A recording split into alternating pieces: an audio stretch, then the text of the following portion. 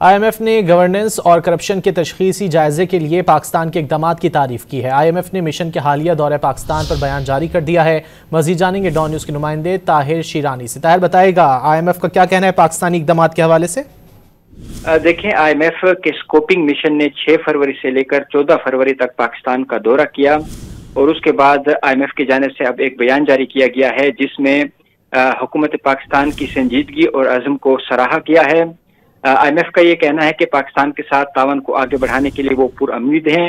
IMF team रवां साल के आखिर में दोबारा पाकिस्तान का दौरा करेगी ताकि मजीद मालूमात इकट्ठी की जा सकें और गवर्नेंस, शफाफियत, इक्तिसादी नताइज को बेहतर बनाने के मौके तलाश किए जा सकें। टीम हतमी जायजे की तैयारी में मदद हासिल करने के लिए पाकिस्तान का दौरा करेगी।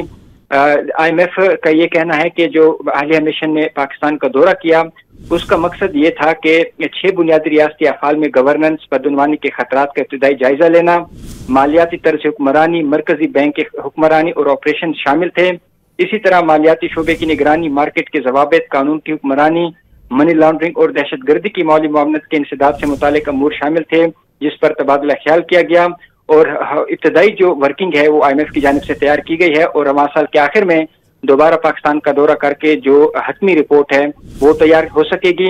IMF का ये कहना है कि IMF की टीम स्कोपिंग मिशन ने दौरे पाकिस्तान के दौरान मुतअद्दिद स्टेक होल्डर से मुलाकातें की। वजारत खजाना, FBR, state bank of Pakistan, वजारत कानून, supreme court of Pakistan, SCCP, auditor general of Pakistan के हुकाम से मुलाकातें हुई। बरादरी, सिविल सोसाइटी और आलमी पार्टनर से भी IMF वक्त ने मुलाकातें की। जी, बहुत शुक्रिया ताहिर शिरानी इन तफसीलात के लिए। खबरों का सिलसिला जारी है, यहाँ वक्त हुआ है एक ब्रेक का। आप रहिए डॉन न्यूज़ के साथ।